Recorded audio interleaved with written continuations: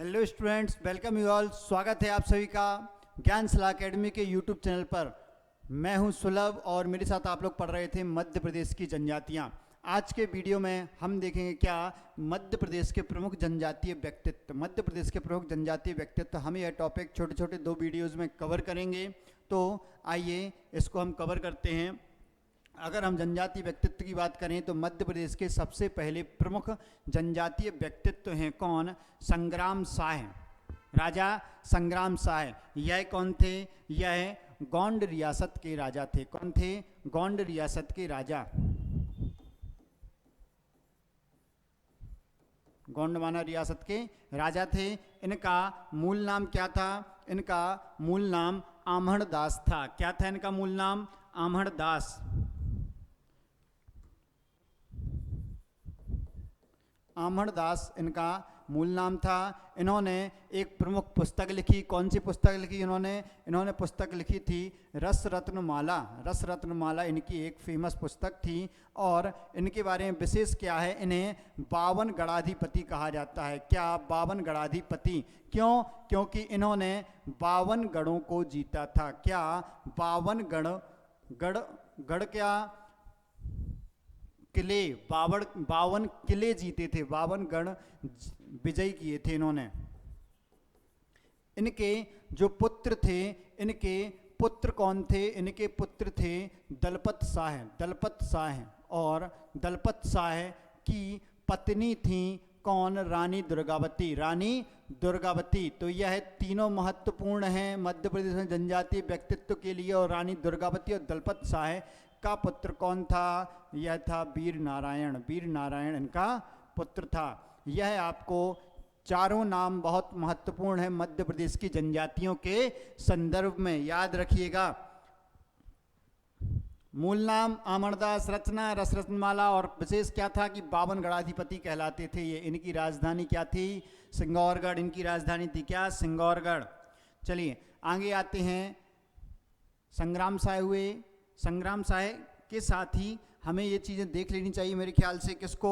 दलपत शाह को। थोड़ा सा अगर आप 3 मार्कर में करना चाहें, दलपत शाह कौन थे? दलपत शाह इनके पुत्र थे। अगर दलपत शाह आएगा तो संग्राम शाह के पुत्र रानी दुर्गावती के पति। रानी दुर्गावती की हम बात करें, रानी दुर्गावती तो ये कौन थी? यह है चंदेल राजकुमारी। चंदेल राजकुमारी। यह है कौन? महोबा के शासक। महोबा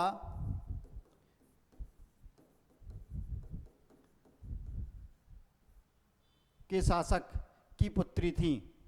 किसकी? महोबा के शासक की। महोबा चंदेल वंश का क्षेत्र था, तो वहां की उसके शासक की यह पुत्री थी। और इनके पिता का नाम क्या था? तो कीरत सिंह। कीरत सिंह की पुत्री थी। इनका विवाह किससे हुआ था? इनका विवाह 1562 में किससे? दलपत शाह से हुआ। दलपत शाह से विवाह हुआ। फिर इसके पश्चात दलपत शाह की मृत्यु के पश्चात इन्होंने वीर नारायण की संरक्षिका के रूप में, वीर नारायण की संरक्षिका के रूप में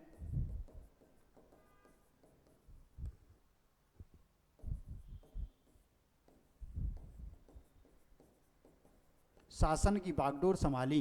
क्या? शासन की बागडोर संभाली थी इन्होंने। फिर क्या हुआ था इनके दौरान? इनके काल में क्या समस्या हुई कि जो मुगल शासक समकक्ष कौन था? अकबर। अकबर मुगल शासक था। कौन था? अकबर मुगल शासक था इनके काल में। जब यह शासिका थी तो अकबर था। अब अकबर का सूबेदार आसफ खां। कौन? अकबर का सूबेदार आसफ खां। आसफ खां जो कहाँ का? रीवा का सूबेदार था। याद रखिए, रीवा का सूबेदार था। उसको पता चला कि रानी दुर्गावती का जो राज्य है बड़ा ही संपन्न है, यहाँ आकुच संपत्ति, और साथ ही साथ रानी दुर्गावती भी बहुत सुंदर हैं। तो इस लालच में उसने यहाँ पर हमला किया। अकबर को इसके लिए मनाया कि हमें उस क्षेत्र को जीतना चाहिए, हमें वहाँ से आकुत संपत्ति मिलेगी और यहाँ पर हमला किया।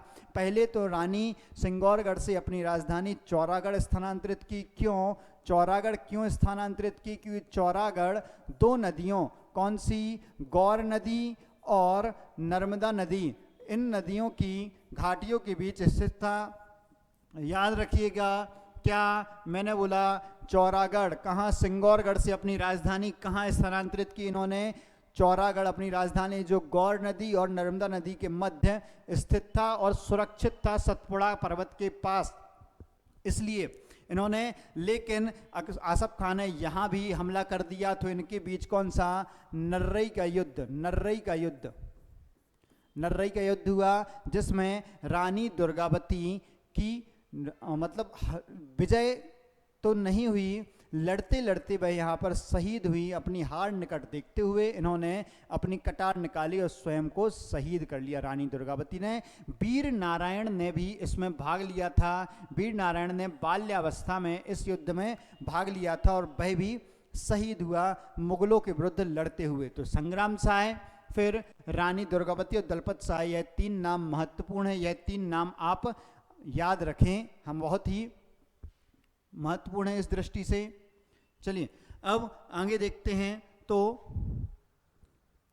शंकर साय और रघुनाथ साय, शंकर साय और रघुनाथ साय। तो शंकर साय और रघुनाथ साय कौन थे? शंकर साय कहाँ के थे? गढ़मंडला के अंतिम शासक थे। कहाँ के? गढ़मंडला के अंतिम शासक थे। फिर इसके साथ ही क्या, यह अंग्रेजों के पेंशनर थे। अंग्रेज नहीं कहना चाहिए, अंग्रेजों या कंपनी के पेंशनर के रूप में। क्यों? क्योंकि हड़प नीति और हड़प नीति के साथ साथ जो सहायक संधि थी, सहायक संधि के माध्यम से इन्होंने इनके राज्य को कब्जे में कर लिया था। और यह पेंशनर थे, और कहाँ? पुरवा में, पुरवा नामक स्थान पर एक गांव क्षेत्र था, पुरवा में अपने पुत्र रघुनाथ साय के साथ रहते थे। पुत्र रघुनाथ साय के साथ रहते थे। जब 1857 की क्रांति हुई, पुरवा में अपने किले में महल में रहते थे। जब 1857 की क्रांति हुई तो इन्होंने पीछे से क्रांतिकारियों का सहयोग देना प्रारंभ किया और धीरे धीरे अंग्रेजों के विरुद्ध कार्य करने लगे। वहाँ पर जो अंग्रेज अधिकारी था वर्टन, वर्टन और क्लार्क, दो नाम मिलते हैं। क्लार्क, तो जिसमें प्रमुख कौन था? क्लार्क इसमें प्रमुख था। याद रखिए, क्लार्क प्रमुख था। तो इस क्लार्क ने क्या किया? एक अपने हवलदार को इनके दरबार में फकीर बनाकर भेजा। एक अपने हवलदार को फकीर बनाकर, फकीर बनाकर किसके? शंकर साय के दरबार में भेजा। शंकर साय के दरबार में जब यहाँ भेजा तो शंकर साय को उस फकीर बाबा पर बहुत विश्वास हो गया और उन्होंने अपने राज और अपनी योजनाएं उस फकीर को बता दी। और यह फकीर यहाँ से गया और उसने वापस क्लार्क को इसकी सारी योजना बता दी कि यह विद्रोह का षड्यंत्र रच रहे हैं और हमारे अंग्रेजी सत्ता को नुकसान पहुंचाएंगे। तो क्लार्क ने अपनी सेना के साथ इनकी गढ़ी पर हमला कर दिया। शंकर साय अपने पुत्र रघुनाथ साय के साथ भागने में उस समय तो सफल हुए। रानी फूल कुमारी वहाँ से भाग गई। फिर बाद में इन्हें गिरफ्तार कर लिया गया। क्या वो 14 सितंबर शंकर साय रघुनाथ साय को कब? 14 सितंबर, डेट बहुत महत्वपूर्ण है, 1858 को गिरफ्तार कर लिया गया।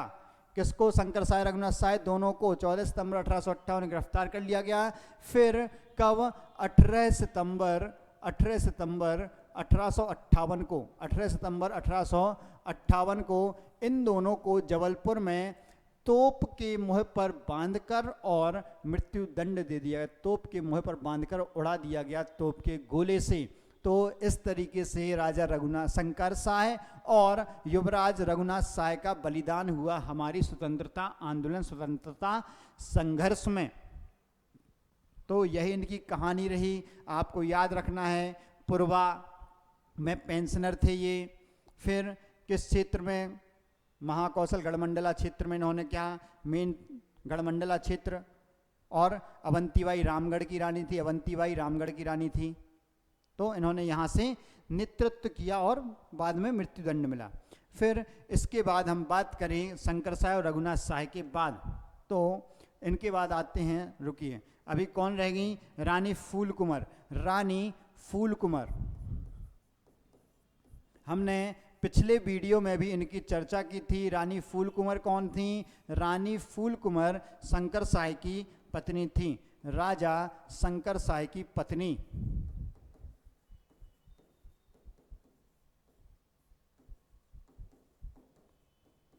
राजा शंकर साय की पत्नी, और शंकर साय की गिरफ्तारी के पश्चात, शंकर साय जब गिरफ्तार हुए तो गिरफ्तारी के पश्चात इन्होंने क्या किया, गिरफ्तारी के पश्चात क्रांति का नेतृत्व किया था, इसलिए यह महत्वपूर्ण हो जाती हैं रानी फूल कुंवर। याद रखिए, ले लीजिए स्क्रीनशॉट। चलिए आगे बढ़ते हैं। अब बात आती है भीमा नायक की। किसकी, भीमा नायक की। भीमा नायक का जन्म कहाँ हुआ था, भीमा नायक का जन्म बड़वानी जिले के पंचमोहाली गांव में हुआ था। कहाँ हुआ था, बड़वानी जिले के पंचमोहाली गांव में। फिर मैं बात करूं कि इनके पिता का नाम और माता का नाम क्या था, तो इनके पिता का नाम धनसिंह और माता का नाम सुरतीबाई था। पिता का नाम क्या था, धनसिंह, और माता का नाम सुरतीबाई था। क्या था, सुरतीबाई। फिर इन्होंने मेन क्या काम किया था, इन्होंने 1857 की क्रांति में बड़वानी रियासत से क्रांतिकारियों को नेतृत्व प्रदान किया था। कहाँ, क्रांतिकारियों को। फिर यह क्या, निमाड़ के रॉबिन हुड कहलाते हैं। क्यों, इन्होंने निमाड़ क्षेत्र में अमीरों से लूटकर और गरीबों को संपत्ति बांटी थी, धन बांटते थे अब जरूरतमंदों को, इसलिए निमाड़ के रॉबिन हुड। और यह जो क्या करते थे, शुरुआत में सेठ और साहूकारों का विद्रोह कहते थे, उनसे लूट भी करते थे। फिर इनकी मुलाकात किससे, तात्या टोपे से भी हुई थी। तात्या टोपे कौन, जो रानी लक्ष्मीबाई के साथ युद्ध करते थे, 1857 क्रांति में उनके सहयोगी थे। और तात्या टोपे के साथ इन्होंने क्या किया था, ठीक, उनसे भेंट की और फिर बाद में उनसे गुरिल्ला युद्ध पद्धति सीखकर पूरे क्षेत्र में 1857 क्रांति को फैलाया। इसके अलावा इन्होंने कहा, बड़वानी के मुख्यतः सेंधवा क्षेत्र में, कहाँ, सेंधवा क्षेत्र में क्रांति को नेतृत्व प्रदान किया था। कहाँ, बुरहानपुर के बड़वानी के सेंधवा क्षेत्र में। तो ये इतने तथ्य महत्वपूर्ण हैं। किसके बारे में, यह तथ्य महत्वपूर्ण हैं भीमा नायक के बारे में। इसके अलावा इन्होंने कुछ युद्धों में भी भाग लिया था, कुछ लड़ाइयाँ लड़ी थी अंग्रेजों के विरुद्ध। यह 4 लड़ाइयों के नाम बहुत ही महत्वपूर्ण हैं। कौन सी, पंचसावल की लड़ाई, अम्बा पानी की लड़ाई, पंचसावल, अम्बा पानी, धावा बावड़ी और पंच बावली। बहुत ही महत्वपूर्ण हैं यह लड़ाइयाँ, बहुत ही महत्वपूर्ण। पंचसावल की लड़ाई, अम्बा पानी की लड़ाई, धावा बावड़ी और पंच बावली। अब सन देख लीजिए, यह जो 2 लड़ाइयाँ हुई, यह हुई हैं 1857 में और यह हुई हैं 1859 में, 2 साल का अंतर है। जो पंचसावल और अम्बा पानी की लड़ाई है, यह 1857 क्रांति से संबंधित है। इसके बाद धावा बावड़ी और पंच बावली की जो लड़ाई है वह 1859 की लड़ाइयाँ हैं। इनमें क्या, पंचसावल की लड़ाई 24 अगस्त को, यह 11 अप्रैल को। इनकी डेट आपको याद करनी है, कर लीजिए। यह 4 दिन के अंतर से हुई थी, 4 फरवरी 1859 को और 9 फरवरी 1859 को यह लड़ाई हुई थी।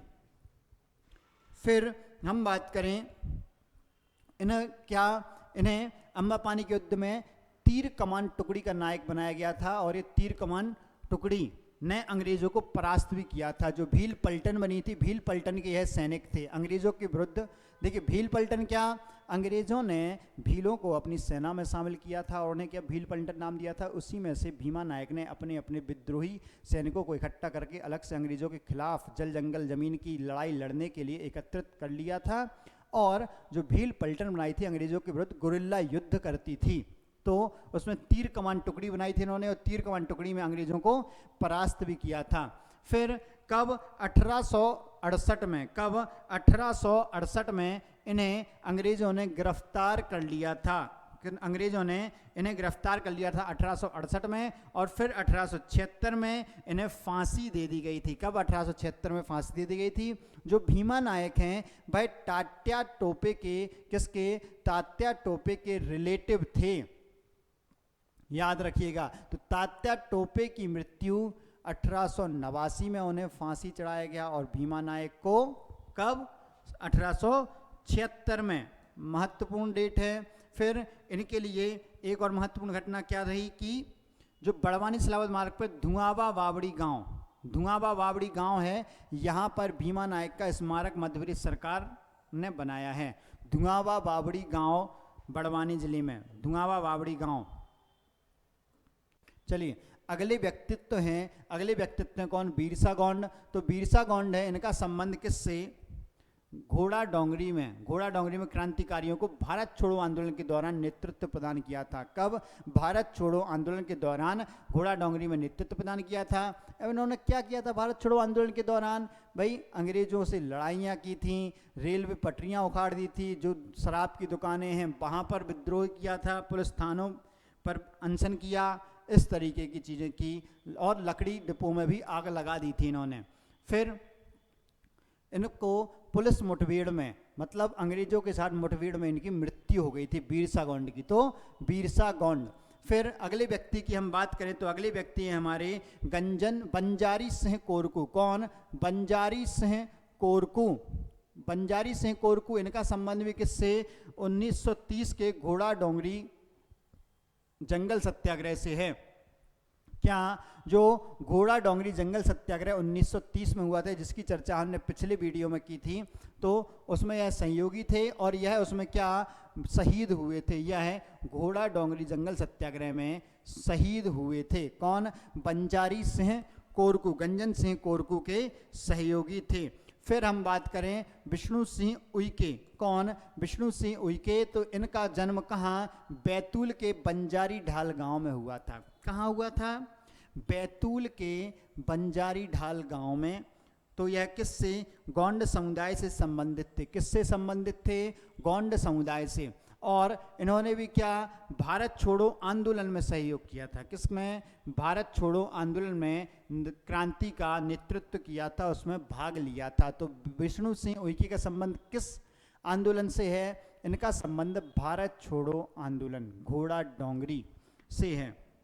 घोड़ा डोंगरी में क्रांति की परंपरा प्रचलित हुई थी। फिर अगले व्यक्ति हैं कौन? अगले व्यक्ति हैं गंजन सिंह कोरकू। गंजन सिंह कोरकू कौन थे? गंजन सिंह कोरकू 1930 के घोड़ा डोंगरी जंगल सत्याग्रह के नेतृत्व करता थे। कौन थे? बैतूल के घोड़ा डोंगरी ब्लॉक के थे, और जो गांधी जी ने 1930 में जंगल सत्याग्रह का आयोजन किया था, तो उसमें यह पहुंचे थे। और इनको क्या 1963 में इनकी मृत्यु हो गई थी। कब? 1963 में। तो आपको याद रखना है क्या? घोड़ा डोंगरी जंगल सत्याग्रह से संबंधित थे ये।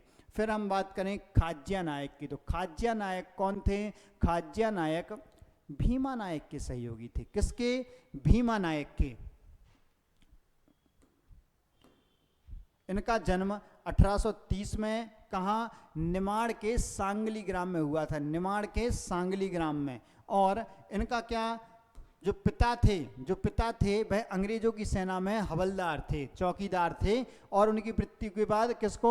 खाज्या नायक को वह चौकीदार का पद मिला था। और वहीं से एक केस में भील पलटन, मैंने क्या बताया था आपको? भील पलटन, भीमा नायक के नेतृत्व में भील पलटन का गठन किया गया था। तो उसमें खाज्या नायक उनके सहयोगी बने भील पलटन में, और इन्होंने उसमें क्या?